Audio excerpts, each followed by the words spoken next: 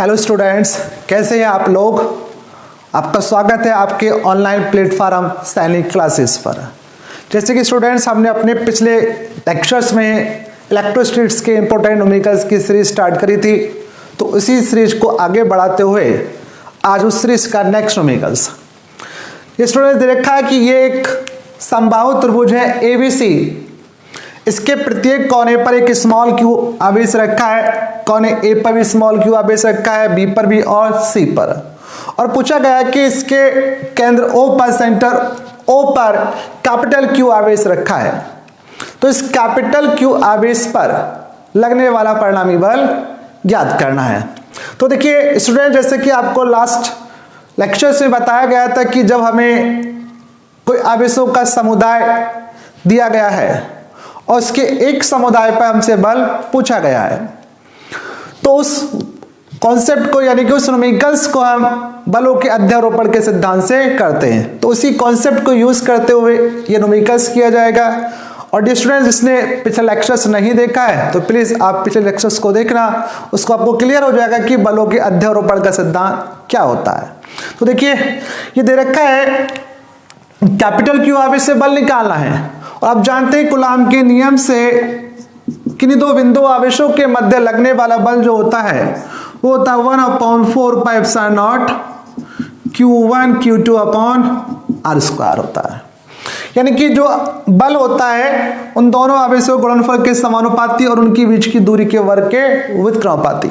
अब यहाँ पे हमें आवेश तो दिए गए हैं, लेकिन ये जो R है दोनों बिंदु आवेशों के बीच की दूरी, इस दूरी की वैल्यू नहीं दी गई है। तो सबसे पहले हम क्या करेंगे, इस दूरी को ही फाइंड करेंगे, उसके आधार पे आगे सॉल्व करेंगे। तो देखिए चूंकि ये समबाहु त्रिभुज है और समबाहु त्रिभुज के केंद्र पे आवेश रखा है, तो आप जानते हैं कि समबाहु त्रिभुज का ये जो एंगल होता है पूरा, प्रत्येक कोण जो होता है वो 60 डिग्री होता है। अब यहां से ये 60 डिग्री होता है तो ये वाला एंगल कितना होगा, 30 डिग्री होगा। फिर इसके साथ साथ आप ये भी जानते हैं कि अगर समबाहु त्रिभुज के शीर्ष से हम ये लंब खींचे, परपेंडिकुलर खींचे, तो सामने वाली भुजा को वो दो बराबर भागों में डिवाइड करेगा। अगर समबाहु त्रिभुज की भुजा L है तो ये वाली भुजा A से D तक की जो भुजा होगी वो L/2 है। तो जैसे हमें पहले इन दोनों आवेशों के बीच की दूरी निकालनी है, तो मान लीजिए A और O के बीच की डिस्टेंस R1, C और O के बीच की डिस्टेंस R2, V और O के बीच की डिस्टेंस R3 है। तो पहले इस डिस्टेंस को ही कैलकुलेट करेंगे। अब देखिए इसको ध्यान से देखा जाए कि ये जो त्रिभुज है यानी AOD एक समकोण त्रिभुज बन गया। तो देखिए देखते हैं इसका सॉल्यूशंस।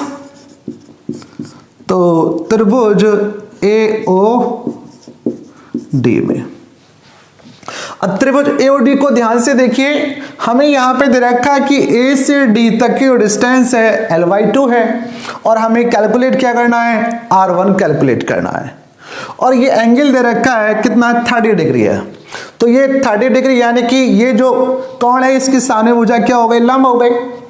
अब ये लंब हो गया तो ये क्या हो गया हमारा आधार, और ये क्या हो गया कर्ण। तो यहाँ पे हमें इस त्रिभुज में, समकोण त्रिभुज में आधार दिया गया है और कर्ण दिया गया है। तो कर्ण और आधार किस त्रिकोणमितीय अनुपात में आता है, cos थीटा में। तो आप लगाइए cos 30 इजिकल टू क्या हो जाएगा, cos थीटा इजिकल टू क्या होता है, आधार बटे कर्ण, यानी कि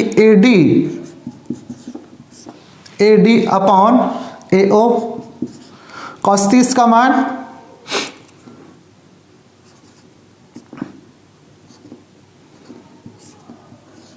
√3/2, AD L/2,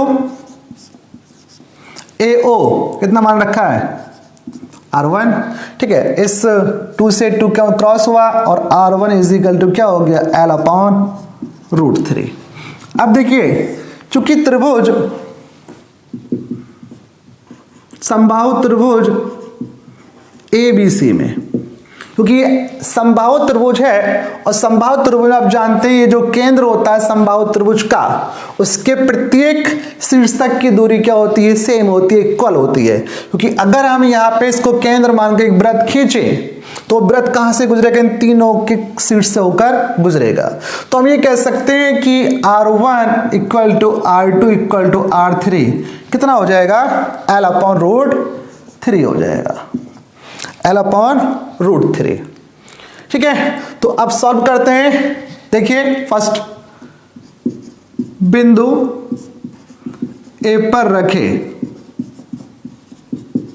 आवेश के कारण आवेश के ऊपर बल, मान लीजिए F1 तो कितना हो जाएगा 1/4πε0।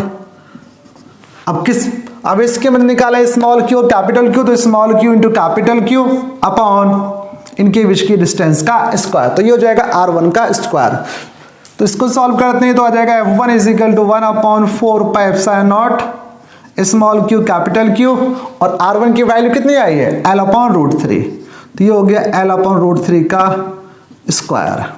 तो ये हो जाएगा F1 is equal to 1/4πε0 small Q capital Q, और ये L²/3, 3 ऊपर पहुंचेगा कि अपॉन में है, तो इसको ऊपर लेके जाइए 1/4πε0 3 small Q capital Q upon L²। तो ये आ गया बल।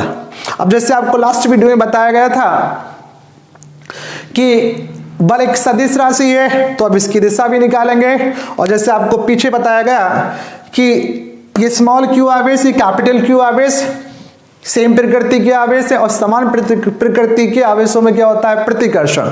तो स्मॉल क्यू आवेश कैपिटल क्यू आवेश को कैसे लगाएगा, प्रतिकर्षण बल लगाएगा, और प्रतिकर्षण बल का मतलब दूर की ओर धकेलेगा।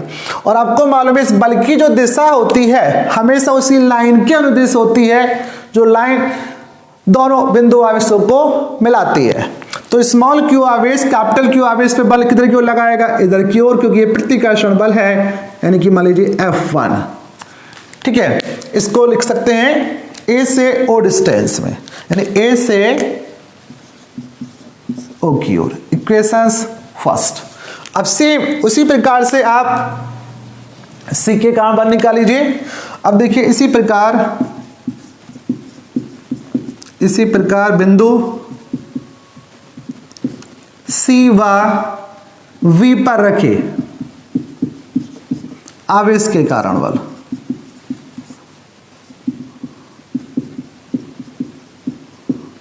बिंदु C पर रखे आवेश के कारण बल। अब देखिए इसको आगे, अब देखिए इनको अगर ध्यान से देखा जाए, बिंदु C पे स्मॉल क्यू आवेश रखा है, बिंदु B पर भी स्मॉल क्यू आवेश रखा है, इनके बीच की डिस्टेंस भी क्या है, सब इक्वल है। तो इसका मतलब ये हुआ कि C के कारण बल और B पे जो आवेश रखा है उसके कारण बल, दोनों सबके सब क्या आएंगे, सेम आएंगे। तो हम इसको लिख सकते हैं, यानी कि F2 इज इक्वल टू हो जाएगा 1/4πε0 स्मॉल क्यू कैपिटल क्यू, और ये कितना आया था, यानी 3 small Q capital Q upon L²। इसी प्रकार से F3 आ जाएगा कितना, 1/4πε0 3 small Q capital Q upon L²। ठीक, अब इनके डिस्टेंस निकाल लीजिए सेम उसी मेथड से, ये धनावेश ये भी धनावेश, तो स्मॉल क्यू कैपिटल क्यू आवेश को क्या करेगा, प्रतिकर्षित करेगा, और प्रतिकर्षित करने का मतलब उसको दूर की ओर धकेलेगा। ठीक, तो ये स्मॉल क्यू आवेश कैपिटल क्यू आवेश को क्या कर, प्रतिकर्षित, और प्रतिकर्षित का मतलब दूर की ओर धकेलना। तो ये किधर लगेगा बल, ये इधर लगेगा। सेम यहां पर बिंदु C पर आवेश रखा था, तो बिंदु C आवेश जो आवेश है स्मॉल क्यू, इस कैपिटल क्यू आवेश को क्या करेगा, प्रतिकर्षित करेगा। तो किधर की ओर लगेगा, ये इधर की ओर। तो हम ये कह सकते हैं कि B पे जो आवेश रखा उसकी डिस्टेंस है, उसकी जो डायरेक्शंस आ जाएगी B से O की ओर, इक्वेशन सेकंड, और ये आ जाएगा C से O की ओर, इक्वेशन थर्ड। तो अब हमारे पास यहाँ पे 3 बल हो गए, एक F1 एक F2 और एक F3। अब यहाँ पे इन दोनों का हम परिणामी निकालेंगे। देखिए तो इसकी ज्यामिति से स्पष्ट है कि समबाहु त्रिभुज है, और समबाहु त्रिभुज होने का मतलब है कि ये जो एंगल होगा वो कितना होगा 120। कितना होगा 120। तो पहले आप इन दोनों का परिणामी निकालेंगे, यानी कि ये हो गया F2 और ये है F3। ठीक, तो हम जानते हैं अगर कोई दो सदिश राशियां परिमाण में समान है और उनके बीच का जो एंगल 120 डिग्री है, तो उनका जो परिणामी आता है वो भी उनके ही बराबर है। ठीक है, तो देखिए हम लिख सकते हैं क्योंकि F1 और F1 व F2 बराबर हैं, थीटा इज इक्वल टू कितना है 180 डिग्री है। तो इसका मतलब ये हुआ कि F1 व F2 का परिणामी बल जो होगा वो इन्हीं के ही इक्वल होगा। मान लीजिए परिणामी का F डैश है, तो F dash is equal to F1 equal to F2, यानी कि F डैश बराबर भी कितना आएगा, इतना ही आएगा 1/4 pi epsilon not 3 small Q capital Q upon L square. अब हमारे पास यहाँ पे दो बल बचे। अब देखिए एक चीज और यहाँ पे, क्योंकि F1 ये है F3 ये है, तो इनका परिणामी कहां से गुजरेगा, इनके कटान बिंदु से, यहां से। ठीक है, तो ये हो गया F डैश। अब यहां पे दो बल बचे, एक F3 और एक F डैश, और दोनों एक दूसरे के कैसे हैं, बिल्कुल विपरीत। और हम जानते हैं जब दो सदिश राशियां एक दूसरे के विपरीत होती हैं तो उनका जो परिणामी होता है उन दोनों के अंतर के बराबर होता है। तो अतः कैपिटल क्यू आवेश पर परिणामी बल F इजिकल टू आ जाएगा, ठीक है, F डैश माइनस F3, और समीकरण 3 व 4 से, और 3 और 4 से देखा जाए तो F डैश कितना 1/4 pi epsilon not 3q small q upon L square, और F3 कितना है 1/4 pi epsilon not 3q capital Q upon L square. ये आया। अब दोनों इक्वल क्रॉस हो गए और F इज इक्वल टू क्या आया 0, यानी कि समबाहु त्रिभुज के केंद्र O पर जो कैपिटल Q आवेश रखा है उस पर लगने वाला जो नेट बल होगा, परिणामी बल होगा, वो क्या होगा, 0 होगा। ठीक है, तो एक बार रिवाइज कर लेते हैं। ये हमें एक समबाहु त्रिभुज दे रखा था, इसके प्रत्येक कोने पर स्मॉल क्यू आवेश रखा था, और हमसे पूछा था कि इसके केंद्र O पर जो कैपिटल Q आवेश रखा है उस पे लगने वाला परिणामी बल ज्ञात करना है। तो हमने क्या करा, बलों के अध्यारोपण सिद्धांत का यूज करके बिंदु A पर जो आवेश रखा था स्मॉल q, उसके कारण बल निकाल लिया।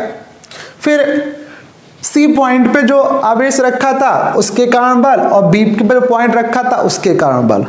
और ज्यामिति स्पष्ट है कि यहाँ पे इन तीनों की डायरेक्शंस ज्ञात की गई, क्योंकि ये धनावेश है, ये भी धनावेश है, तो स्मॉल q आवेश कैपिटल Q आवेश को क्या करेगा, प्रतिकर्षित करेगा, और प्रतिकर्षित का मतलब दूर की ओर धकेलना। तो इसने इसको दूर की ओर धकेल दिया। अब C पे आवेश रखा था, ये भी इस पे बल लगाएगा, तो ये भी इसको प्रतिकर्षित करेगा, और प्रतिकर्षित करने का मतलब दूर की ओर धकेलना। तो ये इसको दूर की ओर धकेल दिया, इधर गया। अब ये आवेश था, ये भी इस पे बल लगाएगा, तो ये भी धनावेश है, तो ये भी इसको क्या करेगा, दूर की ओर धकेलेगा, यानी कि इसको प्रतिकर्षित करेगा। और यहाँ पे भी 3 बल हुए, F1, F2 और F3। अब आप जानते हैं कि जब हम परिणामी निकालते हैं तो दो राशियों का यूज करते हैं केवल। तो यहाँ पे F1 और F2 का हमने यूज करा पहले, और ज्यामिति से स्पष्ट था ये एंगल कितना 120 था, तो इनका जो परिणामी आएगा वो इनके ही इक्वल आएगा। अब ये मान लीजिए F डैश, इनका परिणामी आया F डैश, और F डैश और F3 एक दूसरे के विपरीत है, और हम जानते हैं जब दो सदिश राशि एक दूसरे के विपरीत होती हैं तो उनका परिणामी जो होता है उन दोनों के अंतर के बराबर। फिर ये माइनस कर दिया गया इसलिए, तो f परिणामी बल आ गया f equal to f dash minus f3। f dash f3 की वैल्यू रखी और ये दोनों वैल्यू सेम है, कट कर दिया, काट दिया एक दूसरे को, और ये आ गया परिणामी बल 0। ठीक है, तो स्क्रीनशॉट ले लीजिए। फिर देखते हैं नेक्स्ट न्यूमेरिकल्स।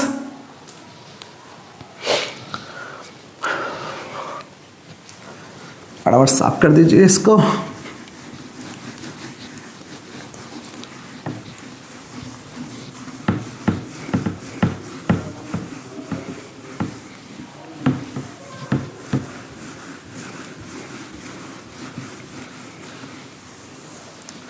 देखिए नेक्स्ट न्यूमेरिकल्स हमें दिया गया है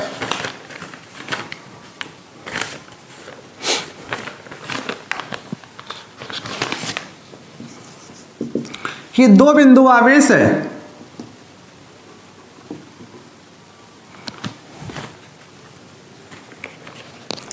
तीन माइक्रोकूलम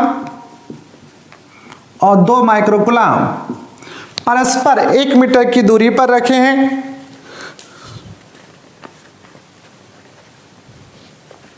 ठीक है, दो आवेश दे रखे हैं, ये दो बिंदु आवेश, एक 3 माइक्रोकूलम और एक -2 माइक्रोकूलम, और परस्पर 2 मीटर की दूरी पर रखे हैं। तो हमसे पूछा है इन दोनों आवेशों से, यानी कि दो बिंदु आवेश हैं, एक 3 माइक्रोकूलम और एक -2 माइक्रोकूलम, परस्पर इनके बीच की डिस्टेंस जो है 2 मीटर है। तो हमसे पूछा दोनों आवेशों से 1 मीटर की दूरी पर स्थित, दोनों आवेशों से 1 मीटर की दूरी पर स्थित बिंदु आवेश पर परिणामी वैद्युत क्षेत्र ज्ञात कीजिए। अब मध्य बिंदु मान लीजिए, दोनों आवेश 1 मीटर, तो जाहिर सी बात है इनका मध्य बिंदु होगा, तो इससे 1 मीटर की डिस्टेंस पर और इससे भी 1 मीटर की डिस्टेंस पर पूछा गया है बिंदु O पर परिणामी वैद्युत क्षेत्र। बिंदु O पर परिणामी वैद्युत क्षेत्र हमें ज्ञात करना है। तो देखिए यहाँ पे दो आवेश है, एक 3 माइक्रोकूलम का, एक 2 माइक्रोकूलम का, और यानी कि फर्स्ट आवेश दे रखा है, इसका सलूशन देखिए। अब फर्स्ट आवेश दे रखा है Q1 इजिकल टू 3 माइक्रोकूलम और Q2 बराबर है -2 माइक्रोकूलम। तो देखिए सबसे पहले हम यहाँ पे क्या करेंगे, क्योंकि आप जानते हैं कि आवेश जो होता है इसका जो SI यूनिट होता है वो कूलम होता है, और यहाँ पे हमें आवेश दिए गए हैं माइक्रोकूलम में। तो सबसे पहले हम क्या करेंगे, इन आवेश को माइक्रोकूलम को आप कूलम में चेंज कर लेंगे। तो 3 माइक्रोकूलम था, इसको हमने कूलम में चेंज करा, 10 की घात -6 से मल्टीप्लाई कर दिया। ठीक, दूसरा आवेश -2 है, तो इसको भी क्या करा हमने, 10 की घात -6 से मल्टीप्लाई कर दिया और बदल लिया इसको कूलम में। अब यहां पे बिंदु O पर वैद्युत क्षेत्र पूछा गया है, तो देखिए कैसे ज्ञात करेंगे, क्योंकि ये भी एक आवेशों का समुदाय है और इसमें 2 आवेश दिए गए हैं। तो क्या करेंगे, सबसे पहले एक आवेश के कहाँ वैद्युत क्षेत्र, फिर दूसरे आवेश के कहाँ वैद्युत क्षेत्र, और फिर उनका परिणामी। तो देखते हैं, यानी कि Q1 आवेश के कारण बिंदु O पर वैद्युत क्षेत्र, मान लीजिए इसको मान लो E1। अब देखिए स्टूडेंट्स, किसी बिंदु आवेश के कारण, जैसे मान लीजिए ये कोई बिंदु आवेश रखा है और इससे स्मॉल r दूरी पे कोई पॉइंट है, क्योंकि हम जानते हैं कि अगर कोई आवेश या कोई आवेशों का समुदाय रखा है तो अपने चारों ओर वो एक वैद्युत क्षेत्र क्रिएट करता है, अपने चारों ओर एक वैद्युत क्षेत्र क्रिएट करता है, वैद्युत क्षेत्र उत्पन्न करता है। तो अगर उसके वैद्युत क्षेत्र में यहाँ पे हमने कोई पॉइंट P ले लिया, तो ये आवेश, इस आवेश का इस पॉइंट पर जो वैद्युत क्षेत्र होगा, उस वैद्युत क्षेत्र की जो तीव्रता होगी वो होती है E = 1/4 pi epsilon naught Q/r। R square. यानी कि इस आवेश के कारण, इस आवेश के वैद्युत क्षेत्र की बिंदु P पर जो तीव्रता होगी वो होती है E = 1/4πε0 Q/r²। तो सेम यहां पर यहां दो आवेश है, 2 पॉइंट चार्ज हैं, तो पहले आवेश के कारण वैद्युत क्षेत्र, फिर उसी प्रकार से दूसरे आवेश के कारण वैद्युत क्षेत्र निकाल लीजिए। मान लीजिए पहले आवेश का E1 है तो क्या हो जाएगा 1/4πε0 Q/r²। इसको 1 नंबर दे दीजिए, तो ये हो गया E1। अब 1/4πε0 अब जानते हैं पूरा का पूरा कांस्टेंट होता है और इसकी वैल्यू होती है 9 × 10⁻⁹। Q1 कितना 3 × 10⁻⁶। R1 कितना, अब यहां से पहला आवेश यहां पर है, दूसरा आवेश यहां पर है और इस आवेश के का बिंदु O पर वैद्युत क्षेत्र निकालना है। तो कितनी दूरी दे, कितनी डिस्टेंस है 1 मीटर, तो 1 का स्क्वायर मल्टीप्लाई कीजिए खटाखट, तो 9 × 27 और ये कितना 10⁻⁹ और 10⁻⁶, तो ये कितना बचा 10⁻³ न्यूटन पर कूलम। और स्टूडेंट्स अब जानते हैं कि जो वैद्युत क्षेत्र है एक सदिश राशि है, तो यहां भी इसकी हमें परिणामी निकालने के लिए इसकी डिस्टेंस की जरूरत पड़ेगी, इसकी डायरेक्शंस की जरूरत पड़ेगी। अब देखिए डायरेक्शन कैसे निकालते हैं, क्योंकि पहला आवेश क्या है धनावेश है, तो ध्यान रखना कि धनावेश के कारण किसी बिंदु पर जो वैद्युत क्षेत्र होता है हमेशा आवेश से दूर की ओर होता है, हमेशा आवेश से दूर की ओर। जैसे मान लीजिए सपोज करो अगर ये कोई आवेश है, बिंदु आवेश धनावेश, और इसके वैद्युत क्षेत्र में ये पॉइंट P है, तो ये धनावेश इस बिंदु P पर जो वैद्युत क्षेत्र उत्पन्न करेगा उसकी दिशा हमेशा आवेश से दूर की ओर रहेगी, आवेश से दूर की ओर, क्योंकि आपको मालूम है कि वैद्युत क्षेत्र में की दिशा वैद्युत बल रेखाओं के द्वारा व्यक्त की जाती है और धनावेश के कारण वैद्युत बल रेखाएं क्या होती है उससे दूर जाती है। और इस डायरेक्शंस को दिखाने के लिए हम जो वेक्टर लगाते हैं हमेशा उसी लाइन के अलोंग लगाएंगे, उसी लाइन के सीध में लगाएंगे जो लाइन आवेश और बिंदु को मिला रही है। आवेश ये है, पॉइंट ये है, तो यहां पे वैद्युत क्षेत्र होगा आवेश से दूर की ओर, उसी लाइन के सीध में लगाएंगे जो लाइन आवेश और बिंदु को मिला रही है। अब इसी प्रकार से अगर ये ऋणावेश होता, मान लीजिए ऋणावेश का वैद्युत क्षेत्र है, तो ऋणावेश के कारण जो वैद्युत क्षेत्र होता है उसकी जो डायरेक्शंस होती है हमेशा आवेश की ओर रहेगी। तो यहाँ पे ऋणावेश है, तो ऋणावेश के कारण वैद्युत क्षेत्र यहाँ पे उत्पन्न है, तो इसकी जो डायरेक्शंस होगी हमेशा आवेश की ओर रहेगी। ठीक, तो सेम यहाँ पे देखिए, तो आवेश Q1 यहाँ पे था और ये बिंदु O पर वैद्युत क्षेत्र निकालना था, तो Q1 आवेश ने इतना वैद्युत क्षेत्र उत्पन्न करा, तो इसके डायरेक्शंस क्या होगी आवेश से दूर की ओर, यानी कि आवेश Q2 की ओर। अब सेम उसी प्रकार से पहले आवेश के कारण आ गया वैद्युत क्षेत्र, अब इसी प्रकार से दूसरे आवेश, दूसरा आवेश क्या है -2 माइक्रोकूलम, जिसको हमने कूलम में चेंज करा, -2 × 10⁻⁶ कूलम। तो इसको देखते हैं आगे, देखिए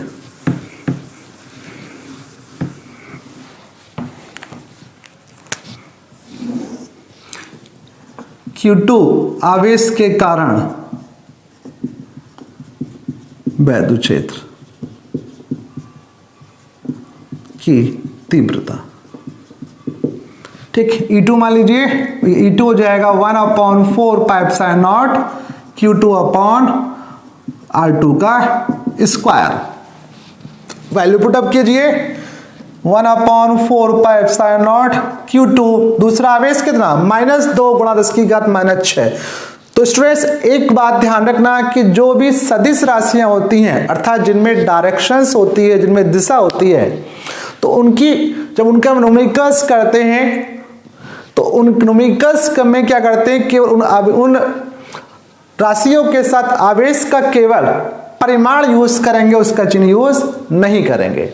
चिन्ह की सहायता से तो उसके डायरेक्शंस ज्ञात करेंगे। तो यहाँ पे केवल इनका आवेश का परिमाण यूज करेंगे, 2 × 10⁻⁶, और r2 दूसरे आवेश बिंदु तक की दूरी, ये भी कितनी है 1 का स्क्वायर। ठीक है, ये हो गया 9 × 10⁻9, 2 × 10⁻⁻6।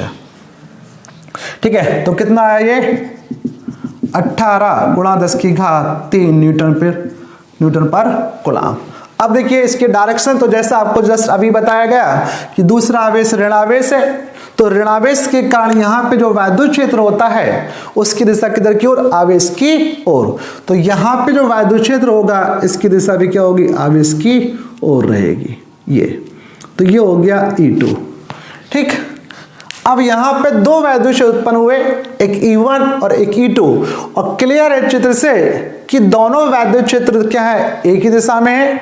और जैसे आपको हर एक न्यूमेरिकल्स में भी बताया गया है कि अगर दो सदिश राशियां एक ही दिशा में होती हैं तो उनका जो परिणामी होता है उन दोनों के योग के बराबर। तो अतः बिंदु O पर परिणामी वैद्युत क्षेत्र, परिणामी वैद्युत क्षेत्र E बराबर क्या हो जाएगा, E1 + E2। वैल्यू रखिए, E1 की वैल्यू आई थी 27 × 10⁻³ और E2 की वैल्यू आई है 18 × 10⁻³। तो ये 10⁻³ कॉमन आया, यहाँ 8 और यहाँ पे 18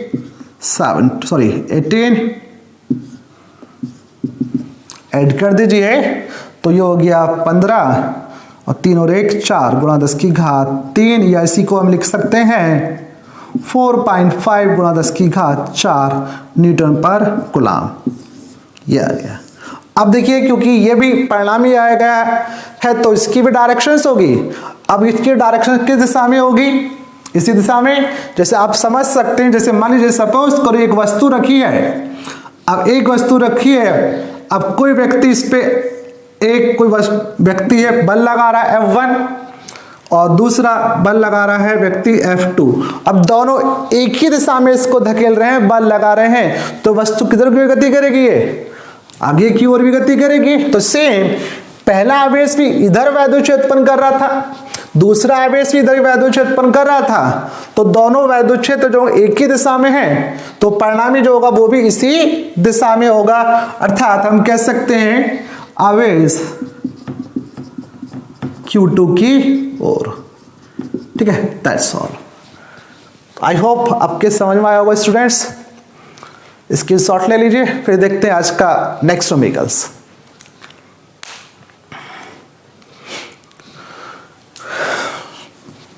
साफ करते हैं।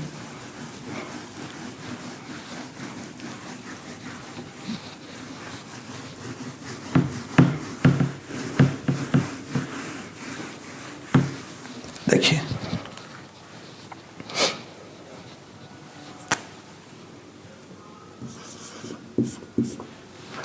नेक्स्ट न्यूमेरिकल्स भी इलेक्ट्रिक फील्ड का, वैद्युत क्षेत्र का।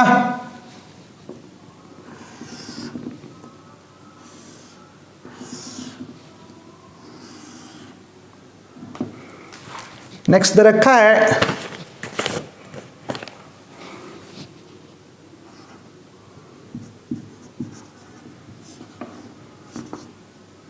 ये एक वर्ग है A, B, C और D। इसके प्रत्येक कोने पर 4 आवेश रखे गए हैं, प्रत्येक कोने पर 4 आवेश रखे गए हैं। ये आवेश हमें दिए गए हैं, इस पर है, इस पॉइंट पर -2Q, इस वाले पॉइंट पर -2Q, और इस पॉइंट पर दे रखा है +Q, और इस पॉइंट पर दे रखा है -Q। ठीक, और इस वर्ग के केंद्र, इसको मिला दिया, वर्ग का केंद्र है और केंद्र O पर दे रखा है हमें, वर्ग के केंद्र O पर वैद्युत क्षेत्र का परिमाण व दिशा ज्ञात कीजिए। देखिए, यानी कि हमसे पूछा गया है वर्ग के केंद्र O पर परिणामी वायु क्षेत्र E हमें ज्ञात किया। तो स्टूडेंट पहले सवाल समझते हैं दोबारा। यहां पे एक वर्ग दे रखा है, एक वर्ग है ABCD, और आप जानते हैं वर्ग है तो वर्ग की प्रत्येक भुजा की लंबाई क्या होगी, सेम। अगर इसकी भुजा की लेंथ 0.1 है तो ये सभी लेंथ जो होंगी इसकी साइड 0.1 मीटर, ये भी 0.1 मीटर और ये भी 0.1 मीटर। पूछा गया है कि वर्ग के केंद्र O पर परिणामी वायु क्षेत्र हमें ज्ञात करना है। तो स्टूडेंट जैसे आपको अभी जस्ट पिछले न्यूमेरिकल समझाया कि यहां वहां पे एक आवेशों का समुदाय था, वहां पे केवल 2 ही आवेश दिए गए थे और उनके कारण एक बिंदु पर वायु क्षेत्र पूछा गया था। यहां पे हमें 4 आवेश दिए गए हैं और इन चारों आवेशों के कारण इसके केंद्र O पर वायु क्षेत्र पूछा गया था। और हम जानते हैं किसी एक बिंदु आवेश के कारण उसके वायु क्षेत्र में किसी बिंदु पर जो वायु क्षेत्र की तीव्रता होती है वो ये होती है, इक्वल टू 1/4πε0 Q/r²। तो वही कॉन्सेप्ट होगा, कुछ नया नहीं है, केवल यहाँ पे आवेश का नंबर इंक्रीज हुआ है। तो हम प्रत्येक आवेश के कारण पहले आवेश, दूसरे, तीसरे और चौथे सबके कारण यहाँ पे वायु क्षेत्र निकाल लेंगे। लेकिन वायु क्षेत्र से पहले यहाँ हमें आवेश तो दिया गया है लेकिन ये r यानी कि आवेश से बिंदु तक की दूरी नहीं दी गई है। तो पहले क्या निकाल लेंगे, ये हम दूरी निकालेंगे। दूरी कैसे निकालेंगे, चूंकि आप जानते हैं ये वर्ग है और वर्ग की भुजा कितनी 0.1 है। ठीक, हम जाएं वर्ग के कोने से कोने तक की जो दूरी होती है उसको विकर्ण कहेंगे। और आप जानते हैं वर्ग का जो विकर्ण होता है, वर्ग का विकर्ण बराबर क्या हो जाता है, भुजा √2, भुजा कितनी 0.1 तो √2 हो गया। ठीक है, अब यहां पे आप जानते हैं कि वर्ग के जो विकर्ण होते हैं एक दूसरे को समद्विभाजित करते हैं, अर्थात 2 बराबर भागों में डिवाइड करते हैं। तो इसका मतलब ये हुआ कि ये जो पॉइंट O है एक दूसरे को क्रॉस कर रहा है, तो A से O तक की डिस्टेंस, O से C तक की डिस्टेंस, O से V तक की डिस्टेंस और O से D तक की डिस्टेंस क्या होगी, इक्वल होगी। तो मान लीजिए इस आवेश से पहला आवेश डिस्टेंस कितनी r1, इसको मान लीजिए r2, इसको r3, इसको r4। तो इसका मतलब क्या होना चाहिए कि चूंकि r1 equal to r2 equal to r3 equal to r4 is equal to क्या हो जाएगा, इस जो विकर्ण था उस विकर्ण का क्या हो जाएगा, ये हाफ 0.1 √2/2 हो गया। इसको ऐसे क्रॉस कर दीजिए, ये कट, ये 0 और ये कितना आया √2/20, इतना आ गया। ठीक है, बस अब हर एक आवेश के काम वायु क्षेत्र निकाल लीजिए। तो देखिए बिंदु A पर रखे आवेश के कारण वायु क्षेत्र, मान लीजिए इसको E1, तो E1 इज इक्वल हो जाएगा 1/4πε0 Q1/r1 का स्क्वायर। ठीक है, तो कितना आ जाएगा 9 × 10⁹ Q1, पहला आवेश कितना है -2Q। और डिस्टेंस जैसे आपको बताया कि वायु क्षेत्र सदिश राशि है और सदिश राशि में कभी भी हम आवेश का चिन्ह यूज नहीं करेंगे, केवल आवेश का परिमाण यूज करेंगे, उसकी चिन्ह की सहायता से उसकी डायरेक्शंस ज्ञात करेंगे। तो यहाँ पे कितना -2Q, तो ये 2Q और यहां से इनके बीच की डिस्टेंस r1 कितना √2/20 का स्क्वायर। तो इसको सॉल्व करें आगे, अगर इसको सॉल्व किया जाए तो E1 आता है 18 हो जाएगा, 18 10⁻9 Q हुआ, इसका स्क्वायर कीजिए तो 2 हो गया, 20 का स्क्वायर हो गया 400 क्रॉस और ये 200 ऊपर पहुंचेगा तो कितना हो जाएगा 18 इंटू 200 इंटू 10 की पावर 9 क्यू हुआ। और E1 इज इक्वल टू आया कितना, 36 9 गुणा 10 की घात 11 क्यू न्यूटन पर कूलम। ठीक, तो ये तो वैल्यू आ गई। अब निकालेंगे इसके डायरेक्शंस, क्योंकि ये ऋण आवेश है और ऋण आवेश के कारण यहाँ पे वैद्युत क्षेत्र निकालना था। तो जैसा अभी आपको बताया कि ऋण आवेश के कारण जो वैद्युत क्षेत्र होता है उसकी जो दिशा होती है सदैव आवेश की ओर। तो यहाँ पे डायरेक्शंस आएगी ये, यानी कि ये हुआ E1, कह सकते हैं O से A की ओर। Equation first. अब देखिए सेम बिंदु B पर आवेश, इसके कारण निकाल लीजिए। इसी प्रकार बिंदु B पर रखे आवेश के कारण वैद्युत क्षेत्र के कारण वैद्युत क्षेत्र, मान लीजिए E2 मान लीजिए इसको, तो ये हो जाएगा 1/4 pi epsilon not Q2 upon R2 का स्क्वायर। वैल्यू रखिए E2, ये हो गया 9 × 10⁹ Q2 दूसरा आवेश Q माइनस Q है, सेम वही प्रोसेस, केवल आवेश का परिमाण लेंगे, चिन्ह नहीं लेंगे। डिस्टेंस R2 हो जाएगी और R2 कितना था, √2/20 का स्क्वायर।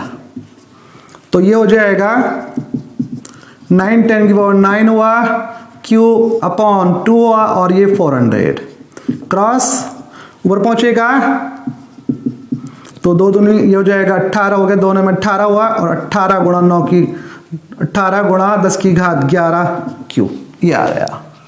अब इसकी भी डायरेक्शन देखिए सेम वही, क्योंकि ऋणावेश है और ऋणावेश के कारण जो वैद्युत क्षेत्र होता है आवेश की ओर, तो ये किधर की ओर वैद्युत क्षेत्र में करेगा, इधर की ओर, यानी कि ये E2 हुआ, कह सकते हैं O से B की ओर, O से V की ओर। Equation second. अब सेम इसी प्रकार 2 आवेश आ गए, तो Q आवेश के नेक्स्ट थर्ड आवेश है प्लस Q और A फोर्थ। अब देखिए ये आवेश दोनों की वैल्यू सेम, R2 R3 की वैल्यू सेम, तो इसका मतलब ये हुआ कि जितना वैद्युत क्षेत्र ये आवेश माइनस Q उत्पन्न कर रहा होगा उतना ही वैद्युत क्षेत्र प्लस Q आवेश उत्पन्न करेगा। तो हम इसको लिख सकते हैं इसी प्रकार, प्लस Q आवेश के कारण वैद्युत क्षेत्र के कारण वैद्युत क्षेत्र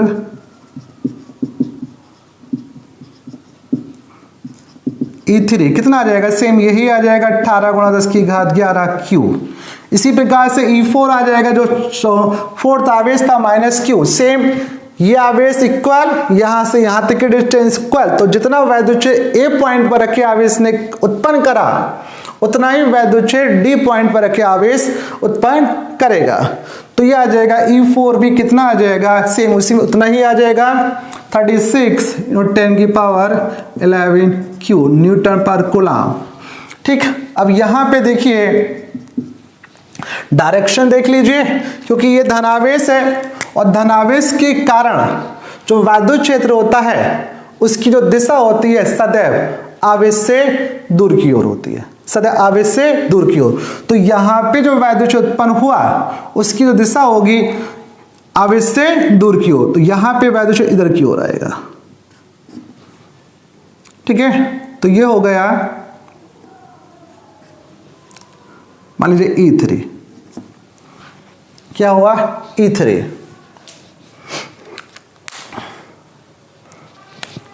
तो ये हो जाएगा,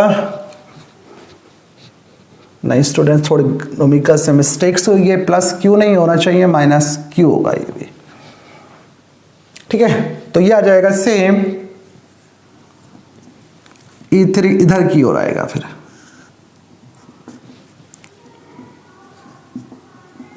E3। ठीक, अब E3 आ जाएगा O से C की ओर, O से C की ओर। अब E4 है, ये माइनस Q है, तो ये भी किधर की उत्पन्न वैद्युत क्षेत्र करेगा, आवेश की ओर। तो यहां पे जो वैद्युत क्षेत्र उत्पन्न होगा वो आवेश की ओर होगा, ये E4 हुआ।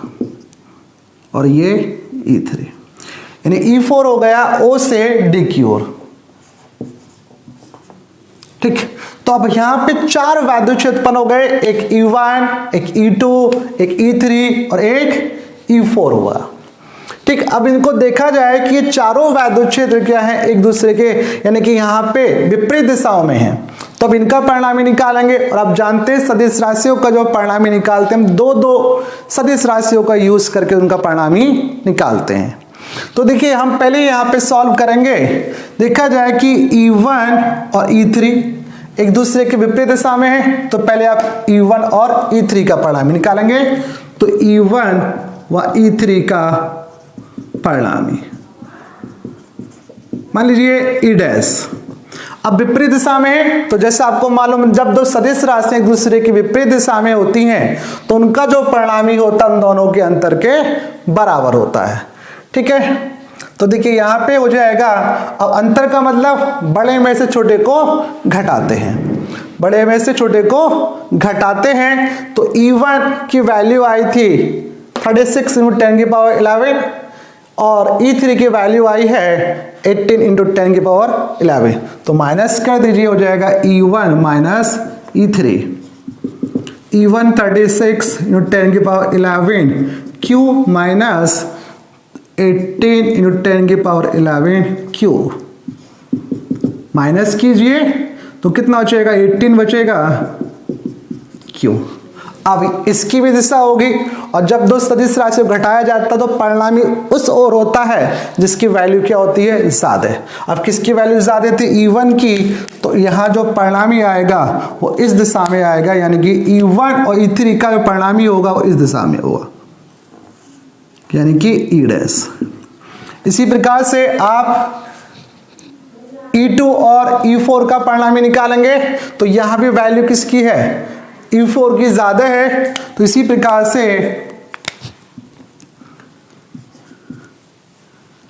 E2 व E4 का परिणामी मान लीजिए E डबल डैश, तो E डबल डैश भी क्या हो जाएगा, E4 माइनस E2। E4 है हमारा वही 36 × 10⁻11 Q माइनस 18 × 10⁻11 Q, माइनस कर दीजिए और आ जाएगा ये 18 × 10⁻11 Q हो गया। अब इसकी जो परिणामी आएगा इसके डायरेक्शंस होगी सेम, उधर की हो जिसकी वैल्यू ज्यादा है, तो इसकी वैल्यू E4 की ज्यादा थी तो ये भी इधर आ जाएगा। ठीक है, यानी कि आ गया E डबल डैश। अब स्टूडेंट्स हमारे पास दो वैद्युत क्षेत्र बचे, एक E1 बचा और एक E1 डैश बचा और एक बचा E डबल डैश। अब इनका परिणामी निकालेंगे। अब इनका परिणामी जो गुजरेगा वो कहां से गुजरेगा, इनके कटान बिंदु से, यहां से ये परिणामी होगा। और हम जानते हैं स्टूडेंट्स कि जो वर्ग के विकर्ण होते हैं परस्पर एक दूसरे को क्या करते हैं, समद्विभाजित करते हैं और परस्पर एक दूसरे को 90 अंश के कोण पे क्रॉस करते हैं। तो ये जो एंगल होगा वो 90 डिग्री होगा। ठीक है, 90 डिग्री होगा। तो अब इन दोनों का परिणामी निकाल लीजिए। और हम जानते हैं जब दो सदिश राशियां एक दूसरे के लंबवत होते हैं तो उनका परिणामी जो होता है वो कितना, √a² + v²। तो सेम उसी आधार पे आता है बिंदु O पर परिणामी वैद्युत क्षेत्र, परिणामी वैद्युत क्षेत्र E बराबर हो जाएगा √E डैश का स्क्वायर E डबल डैश का स्क्वायर। ठीक है, तो ये हो जाएगा 18 × 10⁻11 Q का स्क्वायर प्लस 18 × 10⁻11 Q का स्क्वायर। इसको सॉल्व कीजिए तो सॉल्व करने पे कॉमन आ जाएगा और ये आंसर आ जाएगा 18 × 10⁻11 Q इंटू √2। ये आ गया आंसर। ठीक है, तो ये आ गया कि वर्ग के केंद्र O पर उत्पन्न परिणामी वैद्युत क्षेत्र। ठीक, और इसके डायरेक्शंस कहां से होगी, इस डायरेक्शंस में ये निकलेगा। ठीक, तो आई होप आपके समझ में आया होगा। स्क्रीनशॉट लिख लीजिए और फिर देखते हैं आज की श्रृंखला का नेक्स्ट न्यूमेरिकल्स।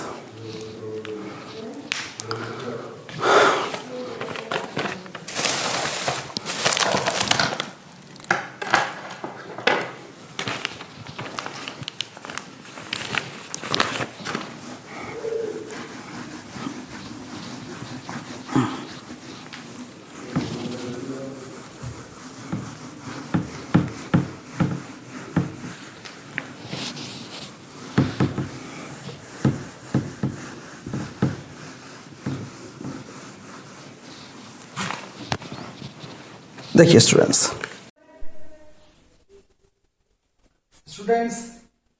देखते हैं नेक्स्ट व्हीकल्स। तो नेक्स्ट व्हीकल्स में हमें दे रखा है कि एक वैद्युत क्षेत्र है 3 × 10⁻³ आई कैप न्यूटन पर कूलम, और इस वैद्युत क्षेत्र में 10 सेंटीमीटर के वर्ग के उस पार्श्व से जिसका तल YZ तल के समांतर है गुजरने वाला फ्लक्स क्या है। ठीक है, तो देखते हैं इसका सॉल्यूशंस। ठीक, अब देखिए यहां पे वैद्युत क्षेत्र दे रखा है 3 × 10⁻³ आई कैप न्यूटन पर कूलम। तो आई कैप का मतलब है एकांश सदिश, और आई कैप किस अक्ष के अनुदिश होता है? एक्स अक्ष के अनुदिश। तो इसका मतलब ये हुआ कि यहां पे जो वैद्युत क्षेत्र है वो केवल एक्स अक्ष के अनुदिश है। ठीक, तो अब जानते हैं ये एक्स अक्ष, ये वाई अक्ष और जेड अक्ष, और यहां पे वैद्युत क्षेत्र जो दिया गया है वो किस अक्ष के अनुदिश? एक्स अक्ष के अनुदिश। तो E इक्वल जो हो गया 3 × 10⁻³ न्यूटन पर कूलम एक्स अक्ष के अनुदिश। और इस जगह पे ये वर्ग दे रखा है, वर्ग की भुजा कितनी है? 10 सेंटीमीटर। तो उसको पहले आप मीटर में कन्वर्ट कर लीजिए, और सेंटीमीटर को मीटर बनाने की क्या करते हैं? 10⁻² से मल्टीप्लाई कर दीजिए। ठीक है, तो कितना हो जाएगा? 10⁻⁻1 मीटर। अब हमसे पूछा है कि ये जो पृष्ठ रखा गया वर्गाकार पृष्ठ, उस पार्श्व तल से जिसका तल YZ के समांतर है गुजरने वाला फ्लक्स। और हम जानते हैं किसी भी पृष्ठ से बंद पृष्ठ से निर्गत जो फ्लक्स होता है वो होता है phi = EA cos θ। E होता है उस स्थान पर वैद्युत क्षेत्र का परिमाण, A होता है उस बंद पृष्ठ का क्षेत्रफल जिससे हमें पृष्ठ ज्ञात करना है, और थीटा होता है उस स्थान पर वैद्युत क्षेत्र सदिश यानी कि वैद्युत क्षेत्र की दिशा, और जो पृष्ठ है उसका जो क्षेत्रीय सदिश है यानी कि वेक्टर A जो है उसके बीच बना कोण। अब क्षेत्रीय सदिश क्या होता है थोड़ा इसके बारे में समझ लीजिए। देखिए क्षेत्रीय सदिश क्या होता है, यानी कि कोई भी पृष्ठ होता है उसका जो क्षेत्रीय सदिश होता है हमेशा पृष्ठ के अभिलंबत बाहर की ओर होता है। क्षेत्रीय सदिश की दिशा होती है हमेशा जो भी पृष्ठ है उसके अभिलंबत बाहर की ओर, या हम कह सकते हैं कि पृष्ठ के तल पर जो हम लंब खींचेंगे, जो परपेंडिकुलर खींचेंगे बाहर की ओर, वही क्या होती है? क्षेत्रीय सदिश की दिशा होती है। अब यहां पे पृष्ठ रखा गया कैसे? YZ तल के समांतर। जो वर्ग रखा गया वो कैसे रखा है? YZ तल के समांतर। अब जानते हैं ये एक्स अक्ष वाई अक्ष, बोर्ड पे हम केवल 2D डायग्राम बना सकते हैं, 3D नहीं। अब देखिए अगर 3D की बात करें तो ये जेड अक्ष जो है वास्तव में यहां के तल में नहीं है, जेड अक्ष ये है। अब ये एक्स अक्ष, ये वाई अक्ष और ये जेड अक्ष।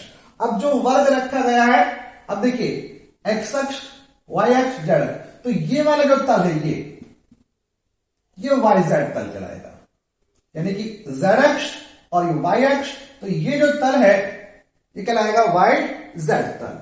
अब जो वर्ग रखा गया है ये आप ऐसे समझ लीजिए, ये यानी कि ये वाला तल YZ तल हो गया ये, ठीक है, YZ तल हो गया। और वर्ग कैसे रखा है? इस YZ तल के समांतर।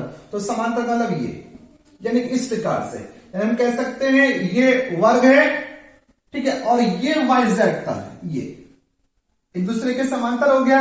अब ये वर्ग है तो इसका क्षेत्रीय सदिश, अब क्षेत्रीय सदिश की दिशा कैसे होती है? पृष्ठ के अभिलंबत बाहर की ओर, तो इसका क्षेत्रीय सदिश क्या आएगा? ये आएगा इस प्रकार से, ठीक है। अब देखिए यानी कि क्षेत्रीय सदिश पृष्ठ के अभिलंबत बाहर की ओर ये।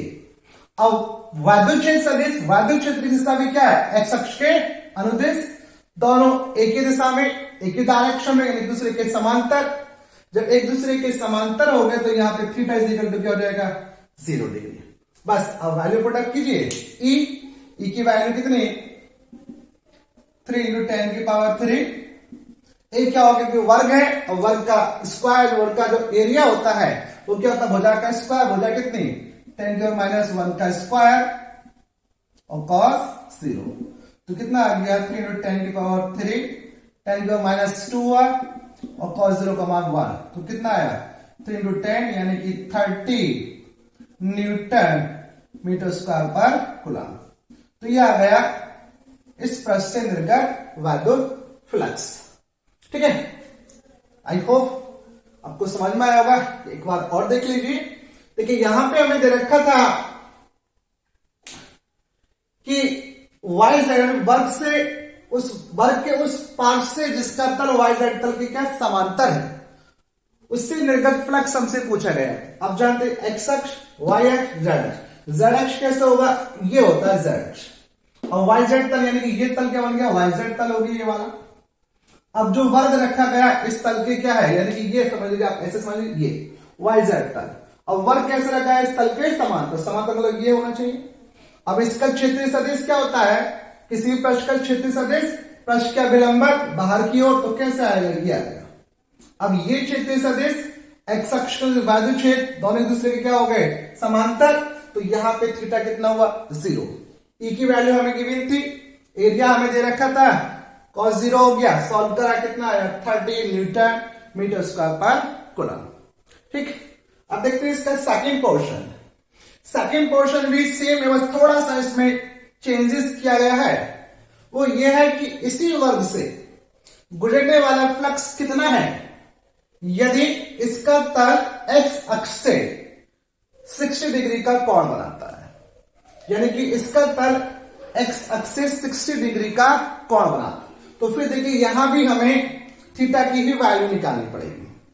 थीटा कैसे निकालेंगे, अब यहां पे जो वर्ग रखा गया है वो कैसे रखा गया है, यानी कि इसका जो तल है एक्स अक्ष से 60 अंश का कोण बनाता है। तो देखिए यहां पे आप इसको ऐसे समझ लीजिए कि सपोज करो ये वर्ग है, अब ये एक्स अक्ष हो गया, तो इसका जो तल है ये जो तल है वो एक्स अक्ष से कितना 60 अंश का कोण, तो इसको आप ऐसे समझ लीजिए, ये ऐसे मान लीजिए इस प्रकार से।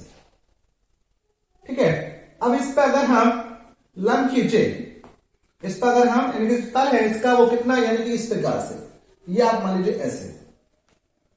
ठीक है, अगर इस पे हम इस प्रकार से यानी कि इसको ऐसे मान सकते हैं, यानी कि ये कितना है एंगल 60 डिग्री, इसका जो तल है वो 60 डिग्री का कोण बनाता है। अगर इस पे हम लंब खींचें तो लंब कैसे आएगा, पृष्ठ के अभिलंबक बाहर की ओर आएगा। तो यहां पर एक्स अक्ष यानी कि वैद्युत क्षेत्र हुआ, और ये वाला अगर हम एंगल निकालें ज्योमेट्री से, यह एंगल जो निकल के आएगा वो कितना आएगा 30 डिग्री आएगा। कितना आएगा 30 डिग्री।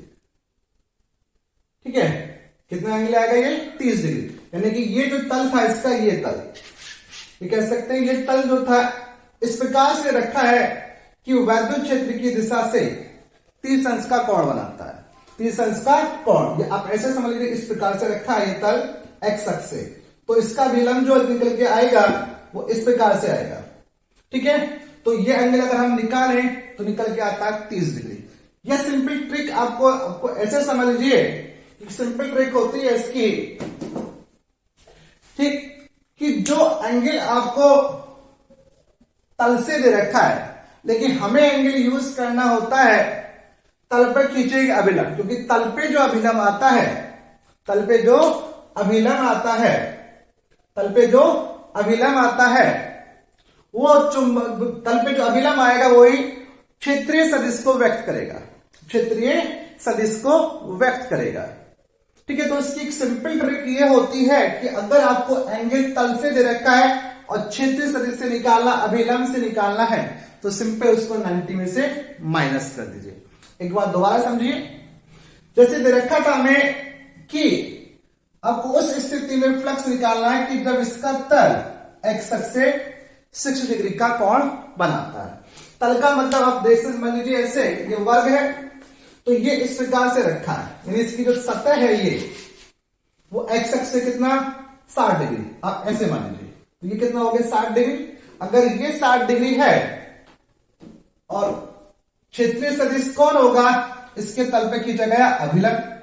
तो ये 60 डिग्री हो गया, तो ये वाला एंगल कितना अभिलंब खींचा हमने इस पे 90 डिग्री, ये 60 ये 90, तो ये कितना हो गया 30, और ये आया अभिलंब की दिशा।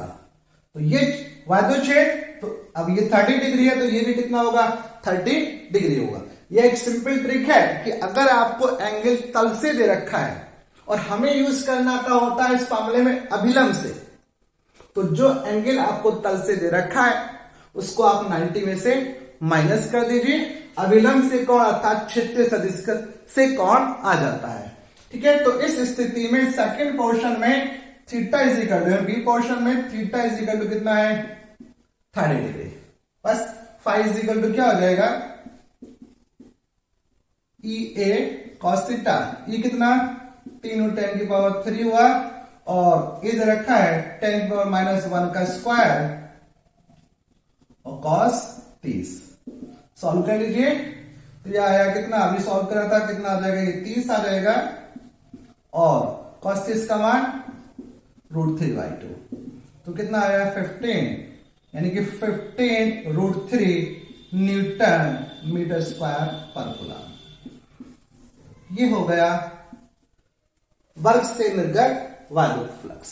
ठीक, स्क्रीनशॉट लीजिए, फिर देखते हैं अपना नेक्स्ट टॉपिकस। ठीक, इरेज करते हैं इसको।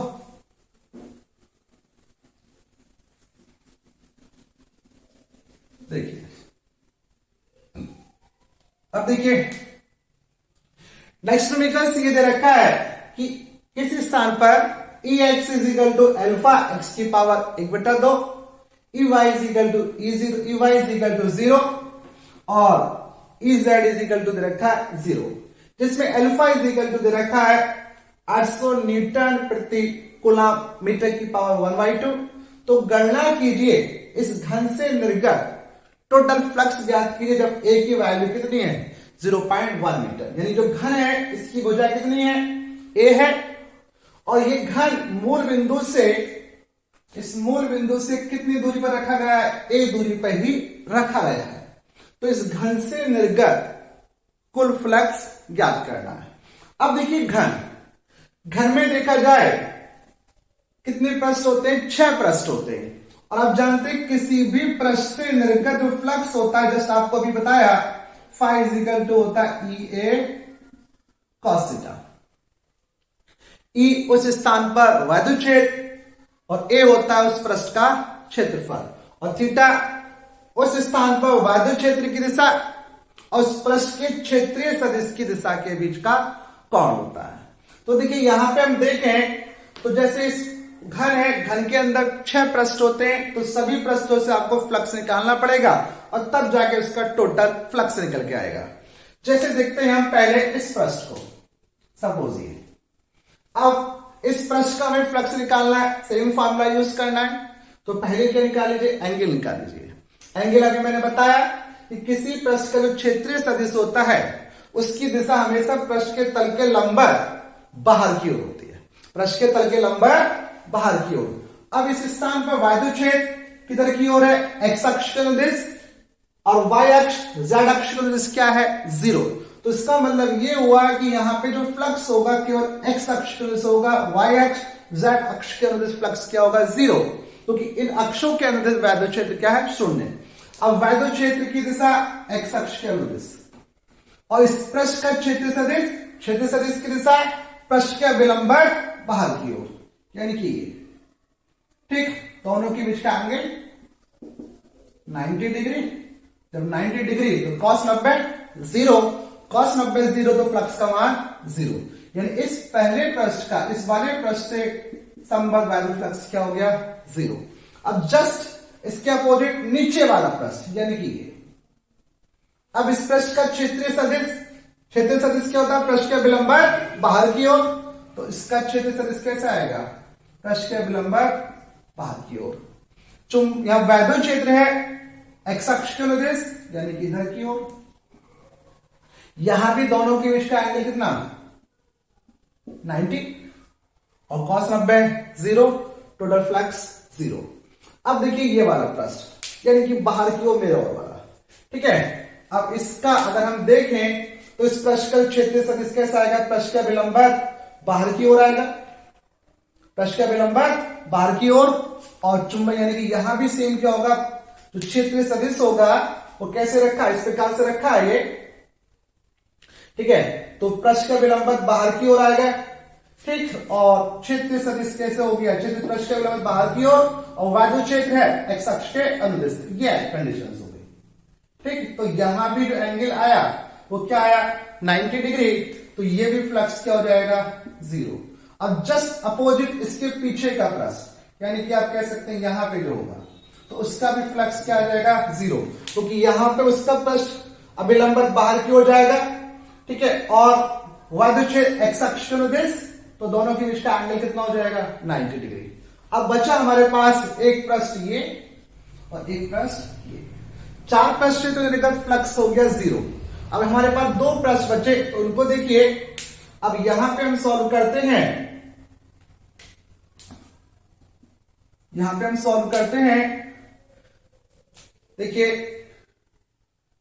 इस पृष्ठ का क्षेत्रीय सदिश, अब ये पृष्ठ है इस प्रकार से, तो जैसे आपको मालूम है कि क्षेत्रीय सदिश जो होता है उसकी दिशा कैसे? पृष्ठ के अभिलंबक बाहर की ओर, और वायु क्षेत्र भी क्या है? एक्स अक्ष के दोनों एक दूसरे के समांतर।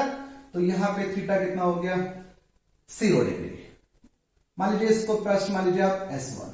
अब इसके पीछे का पृष्ठ ये, इसका क्षेत्रीय सदिश पृष्ठ ये, तो क्षेत्रीय सदिश कैसे? पृष्ठ के लंबक बाहर की ओर, यानी कि ये वेक्टर ए, और वायु क्षेत्र एक्स अक्ष के अनुदिश, यानी कि आप ऐसे समझिए क्षेत्रीय सदिश तो आया ये माइनस एक्स अक्ष के अनुदिश, और वायु क्षेत्र जो है वो क्या है? प्लस एक्स अक्ष के अनुदिश। जस्ट एक दूसरे के कैसे आ गए? अपोजिट, तो इनके बीच का एंगल कितना हो गया? 90 डिग्री। बस हमें यहां पे एंगल ही फाउंड करना था। बस अब इसको सॉल्व कर लीजिए, तो देखते हैं, यानी कि पृष्ठ S1, पृष्ठ S1 देखिए ये हो जाएगा पृष्ठ S1 से निर्गत वैद्युत फ्लक्स। मान लीजिए 5-1, तो 5-1 इज इक्वल हो जाएगा E1 A1 और cos θ1, जो कि पहला प्रश्न माना हमने S1, इसको 1 नंबर दे दिया गया। ठीक है, 5-1 E1 की वैल्यू होगी अल्फा x1 की पावर 1/2 और A1 cos θ1। थीटा पहले प्रश्न में थीटा कितना आया? 0। अब यहां पे वैल्यू रख दीजिए, अल्फा की वैल्यू कितनी? 800, और x1 का मतलब ये हुआ कि ये जो पहला पृष्ठ है, ये पहला पृष्ठ इस पॉइंट से कितनी दूरी पर है? पहला पृष्ठ इस पॉइंट से कितनी दूरी पर, क्योंकि यहां पे वायु क्षेत्र जो है वो x के अकॉर्डिंग चेंज हो रहा है। x के अकॉर्डिंग, यानी कि इसके कोऑर्डिनेट्स x अक्ष में चेंज हो रहे हैं। तो यहां से यहां तक डिस्टेंस a, और यहां से यहां तक की डिस्टेंस कितनी हो जाएगी? ये भी a हो जाएगी क्योंकि घन है। ठीक है, तो इसका मतलब x1 जो हो जाएगा वो क्या हो जाएगा? 2a हो जाएगा। ठीक है, तो 2a की पावर 1/2, और a पृष्ठ का क्षेत्रफल, और पृष्ठ का क्षेत्रफल क्या हो जाएगा? a², और cos 0 की वैल्यू कितनी हो गई? 1। तो इसको हम लिख सकते हैं इस प्रकार से, यानी कि ये आया 800√2 और a की पावर 1/2 इंटू a²। उड़ाने घाटे जुड़ जाती हैं तो कितना हो जाएगा? ये हो जाएगा 1/2 और a², यानी कि 1/2 + 2, तो ये हो जाएगा 800√2 a की पावर 5/2 हो गया। तो ये आ गया हमारा 5-1। ठीक, अब इसी प्रकार से, चूंकि हमसे घन से टोटल फ्लक्स पूछा था, अब इसी प्रकार से दूसरा जो पृष्ठ है ये S2, इसका फ्लक्स निकाल लीजिए। तो पृष्ठ S2 से निर्गत वैद्युत फ्लक्स ये हो जाएगा 5 2 अल्फा x2 की पावर 1/2 a2 और cos θ2। वैल्यू रखिए, अल्फा की वैल्यू 800। अब x2 यानी कि दूसरा पृष्ठ है वो मूल बिंदु से कितनी डिस्टेंस पर है, कितनी पर, a पर, तो ये हो जाएगा a की पावर 1/2। a2 इस पृष्ठ का क्षेत्रफल, क्योंकि घन का पृष्ठ है तो हो जाएगा भुजा का स्क्वायर, और यहां पे जो एंगल आया था कितना, 180 डिग्री। इसको सॉल्व करें तो ये हो जाएगा 800 a की पावर 5/2 और cos 180 -1, तो कितना आएगा, -800 a की पावर 5/2, ये आया। ठीक, तो यहां पे हमसे जो पूछा था, यहां पे आया 5 तो 5/2 आ गया, -800 a की पावर 5/2, यानी पहले प्लस S1 से फ्लक्स आया, प्लस S1 से फ्लक्स आया 800√2 a की पावर 5/2, प्लस S2 का फ्लक्स आया -800 a की पावर 5/2, तो टोटल फ्लक्स निकाल लीजिए। सो घन से निर्गत कुल फ्लक्स, घन से निर्गत कुल फ्लक्स, तो फाई इजिकल टू क्या हो जाएगा, ये हो जाएगा 5/1 प्लस 5/2। वैल्यू रखिए, 5/1 कितना, 800√2 a की पावर 5/2, और 5/2 कितना, -800 a की पावर 5/2, कॉमन ले लीजिए, तो यहां पे 800 और a की पावर 5/2 कॉमन आया, √2 -1, वैल्यू पुटअप कीजिए। अब यहां पे देखिए वैल्यू पुटअप करें, इसको हम सॉल्व करें, ठीक है, तो ये आ जाएगा देखिए 800 और a की पावर 5√2 है, तो ये हो जाएगा a स्क्वायर रूट a, ये हो जाएगा a स्क्वायर रूट a, और √2 की वैल्यू 1.414 -1, ठीक है। 800 a की वैल्यू कितनी गिवन थी हमें, 0.1, तो 0.1 का स्क्वायर अंडर रूट 0.1, और ये 0.4141, ठीक है। तो इसको हम सॉल्व करें, 0.1 का स्क्वायर कितना हो जाएगा, 0.01,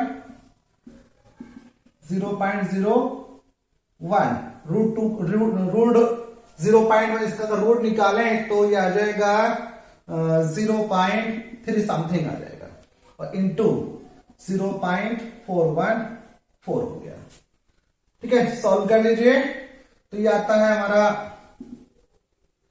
कितना, ये हो जाएगा 8, ठीक, 8 हो गया। अब इनकी मल्टीप्लाई कीजिए, 3 से मल्टीप्लाई करते हैं तो ये हो जाएगा 3 चौक 12, 3 एकम 3, 3 और 1 4 हुआ, 3 चौक 12, ये आया, 8 दूनी 16, 8 चौक 32 और 1 33 हुआ, और 8 दूनी 16, 16 और 3 क्या हो गया, 19, ठीक है, यानी कि एक बार दोबारा, 8 दूनी 16, 8 चौक 32, 32 और 1 33 हुआ, 33, 8 दूनी 16, 16 और 3 19, 8 एकम 8, 8 और 1 9, ठीक है। तो कितना आया, ये आ गया, यानी कि न्यूटन मीटर स्क्वायर पर कूलम, यानी घन से निर्गत टोटल फ्लक्स होगा 0.9936 न्यूटन मीटर स्क्वायर पर कूलम होगा, ठीक है। स्क्रीनशॉट लीजिए, फिर देखते हैं इसका सेकंड पोर्शन।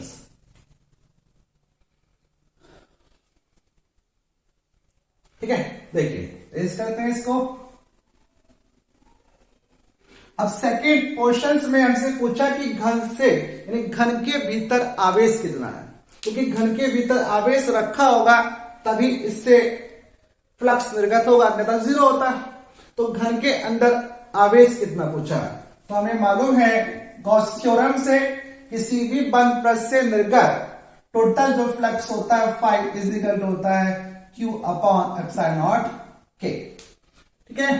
यहां पे टोटल जो फ्लक्स आया, टोटल फ्लक्स आया यहां पे कितना 0.9936 Q हमसे पूछा गया था, और एप्सिलॉन नॉट की वैल्यू 8.85 × 10⁻12, और K इजिकल टू, क्योंकि वॉल्यूम में रखा होता है द्रव्यमान में 1 हो गया, तो तो Q is equal to 0.9936 into 8 की पावर 8 इंटू 8.5 और 10 पावर माइनस 12। ठीक है, बस इसकी मल्टीप्लाई कर देंगे और ये हमारा आंसर आ जाएगा कूलम में। आई होप मल्टीप्लाई तो आप कर सकते हैं। ठीक है, तो ये हो गया आपका न्यूमेरिकल्स।